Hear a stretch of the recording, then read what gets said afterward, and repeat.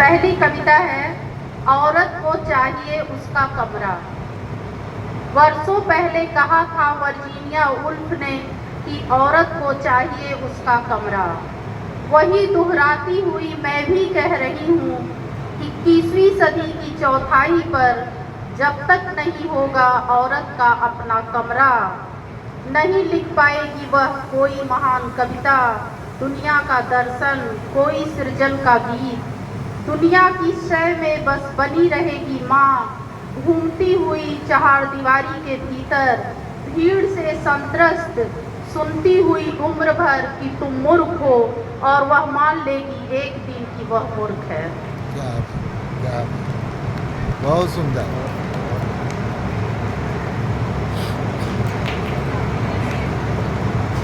दूसरी कविता है, जो कभी सुनी ही नहीं गई।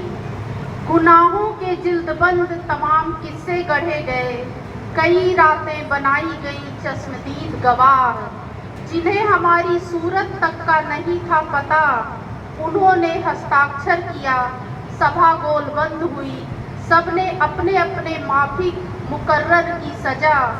उस सभा में मैं तो खड़ी ही नहीं थी कभी कि पेश करूं सफाई नामा, करूं जिरह तकरार, सुनूं सजा, करूं अपील। मैं तो यूं ही खामोश तुम्हारी आरजुओं में लिख रही थी इबादतनामा, कि पेश करूं उन जुर्मों का हिसाब, ख्वाहिशों की वह फहरिस्त जो कभी सुनी ही नहीं गई।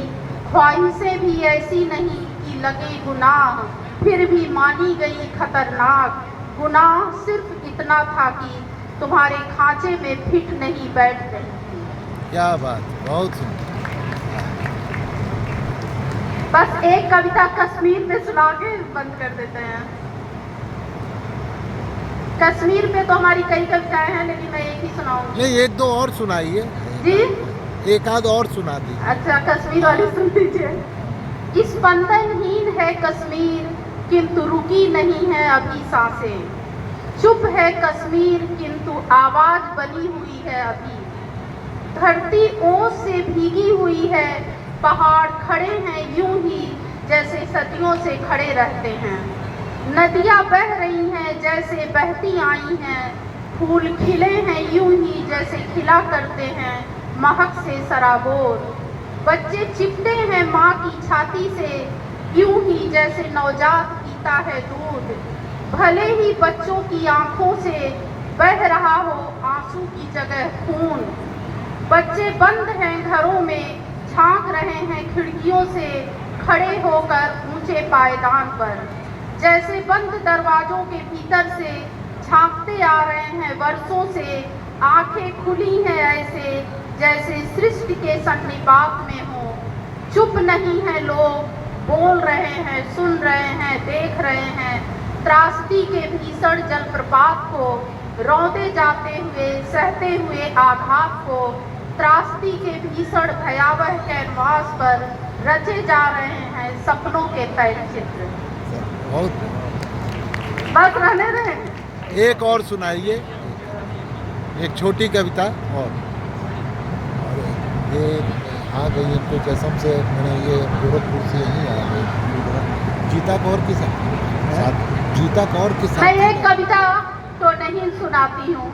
आप लोग अगर गांव के होंगे तो टोनहीन, वैसे मेरी पहला संग्रह मेरा चुड़ैल कथा है। टोनहीन घूम घूम कर घर घर करती है टोना, टोनहीन का टोना नहीं जाता है दांव, चाहे की हो मन पर या शरीर पर। व्याकुल होकर भागने लगता है जब करती है मन पर, तो टोनहीन के पीछे जो झारे से भी न उतरे, मारे से भी न जाए।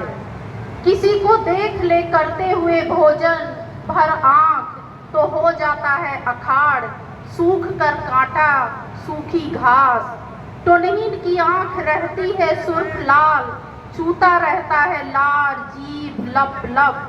टोनहीन घूमती है आड़ अखाड़, भरी दोपहरी चलती लू में, कभी आधी रात करती है नाच।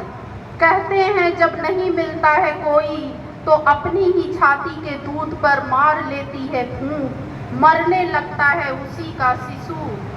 तो नहीं कई दिनों की रहती है उपवासी, गल गया होता है मांस, बची रहती है ठठरी।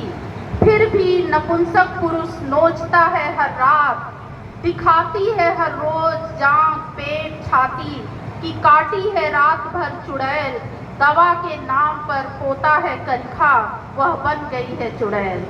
धन्यवाद। वह बन गई है चुड़ैल।